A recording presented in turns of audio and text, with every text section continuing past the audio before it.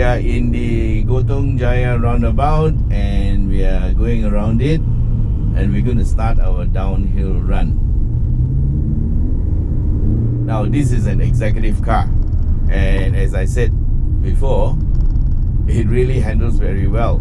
It is not race car handling, it is not saloon car handling, but it is just very good car handling. I'm very pleasantly surprised. So it looks like this suspension setup done by Toyota is working, yeah.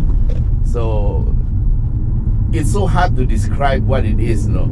It is fast, it handles well, yet it is comfortable.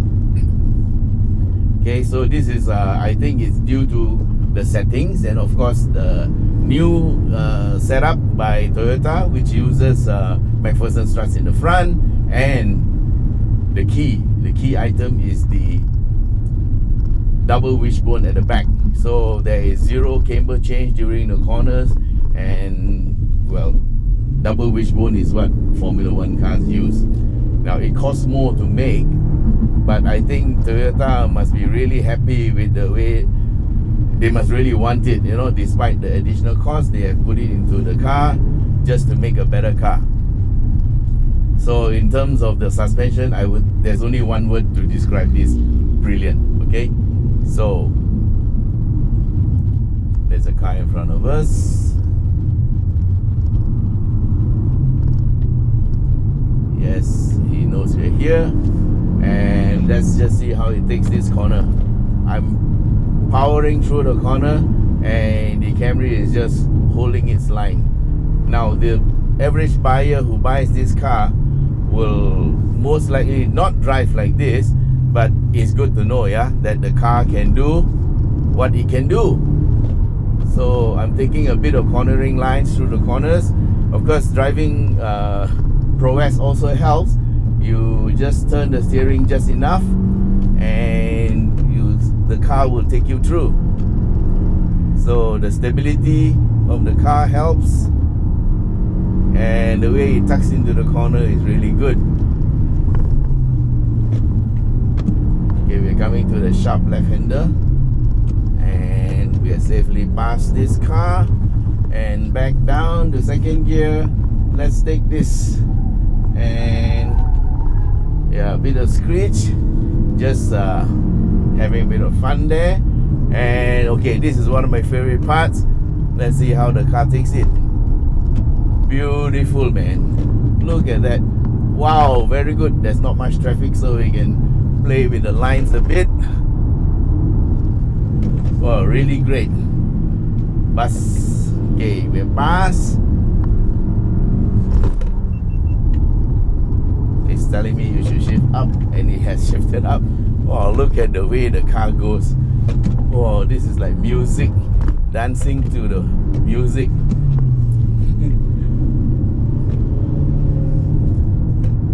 Okay, so on a smile ratio of 1 to 10, this is worth at least an 8 or 9, man. Well, people say that they gauge the car by how wide my smile is. Okay, this is a very wide smile, very nice. And I can tell you, I really wouldn't mind this as a executive car, yeah. Let's face it, man, you don't race on the streets all the time, you don't drive very fast all the time, so this is a very good car for you to enjoy a good mix between some spirited driving and also enjoying the comfort and luxury of the 189,900 that you're going to pay for this car. Yeah, in terms of price, it is still a lot better than some of the European competitors, but I would say amongst the cars in its class, this ride is something else.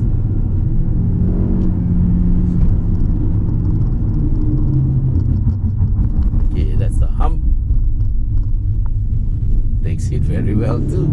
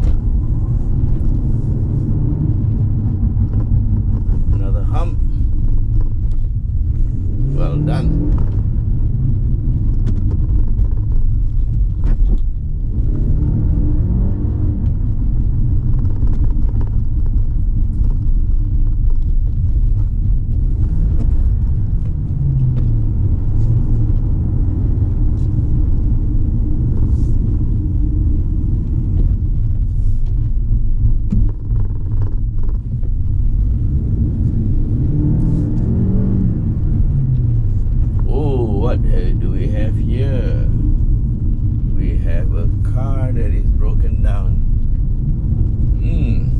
Okay. They're not supposed to break down. That was a Toyota, I know. But it's very old. It's at least 30 years old. Yeah. Okay, we're at the bottom of the hill now, and that was a good run.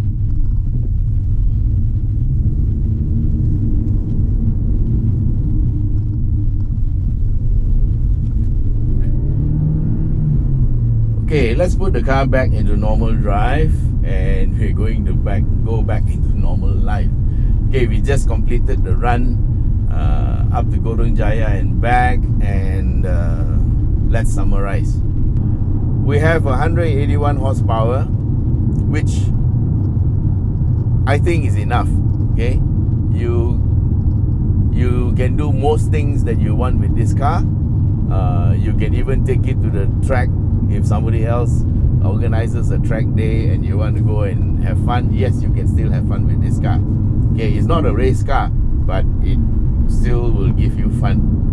And for driving on the road, is there enough power? Yes, there is enough. It doesn't feel lacking in any way. It is not as powerful as some of its German competitors, but power is not everything. It's just a question of whether there's enough, and there's enough. Okay. And in terms of size, the seats are big. They hold you well, and they don't hold me exactly very well, because they are made for a larger size person. So when you make a car seat, you got to cater for all types of sizes. Yeah. Okay. So that means if it's very nice and snug for me, there's a chance that anybody who is bigger than me won't be able to have won't be comfortable. In terms of the driver's area, controls are very nice and easily within reach. I can reach every switch here. Okay, the only thing I can't reach is the other side door handle, because this is a wide car. All right. Of course, the controls are here. I get electrical seats, so does my passenger. I get lumbar support, my passenger doesn't. Alright. It's leather all round. Dashboard is quite nice. I'm not too happy with this part, the plastic part, which is colored brown. Brown is not one of my favorite colors. Okay, I like the soft feel of the dashboard. The steering is the right size. I don't like the fact that it doesn't have pedal shifters, but I'm okay. It's not a deal breaker, because shifting with the gear lever reminds me of my old days of rally driving and race driving. So you still get the feel. Of course, other cars with pedal shifters, it will be an additional bonus lah. All right. So in terms of handling, this car is brilliant, really brilliant. Okay, I have a passenger at the back who wishes to remain anonymous, but she said that the ride is nice, it's comfortable, and she said even though you were driving very fast, at the back it felt good. Okay, so I'll take her word for it, because she is really into this kind of thing. Okay, so what's so good about the ride? It's because the rear setup of the double wishbone is very similar to that in the F1 car. So there is no camber change during cornering, and that helps the stability of the car very much. Yeah, the car has got stability control and all that, but I can tell you it never activated. Yeah, it never activated, because the car was still handling it very well. So when it went around the corners, it was very nice and firm, and but not uncomfortable. Okay, like if a car is set up for sporty use, it tends to be a bit rough. Okay, now this car is not. This car is very refined. So if there's one thing that makes this car stand out for all others, it would be the ride. And this is something, if you are in the market for a good car that gives you a good ride, yet is fun enough to be driven when you want it to be driven fast, well, this is something you must consider. Yeah, and the price of 189,900. Yeah, it's a bit steep. And some of you might say, hey, that's very expensive for a Japanese car, man. Okay, move on, guys. Prices of cars are going up because prices of materials are going up, you know, and there's inflation and all those things that people talk about. And well, I remember a time when a car of this size would cost about 30,000 ringgit. Yeah, that was a very long time ago. And there was a time when even a Corolla cost 22,000. The Corolla today is 100 plus. Yeah, so prices do go up, and in keeping with the trend, at this price level, to get a European car, you're very near the price of a Golf. Okay, you're very near the price. In fact, you can't even buy a Golf GTI for that price. And let's say the other makes, you can buy maybe a hatchback Mercedes. Okay, you can't even buy any sedan. The cheapest sedan is way above 200,000. And that's the A class, yeah. And maybe you can buy a small BMW hatchback. Definitely, you cannot buy a sedan, yeah. Maybe the 1.5 liter, but I think that will be about the same price as this, yeah. And well, whatever it is, none of them will be able to beat this car in terms of ride. Alright, so you should try it for yourself if you're in the market for a car like this. And I think that's about all I have to say already. The rest is up to you. Alright, personally, if I were given this car as a executive car, no issues. I will happily take it. Alright, so that's it for the Camry. Thank you very much for watching, and don't forget to subscribe. Till we see each other again. Bye bye.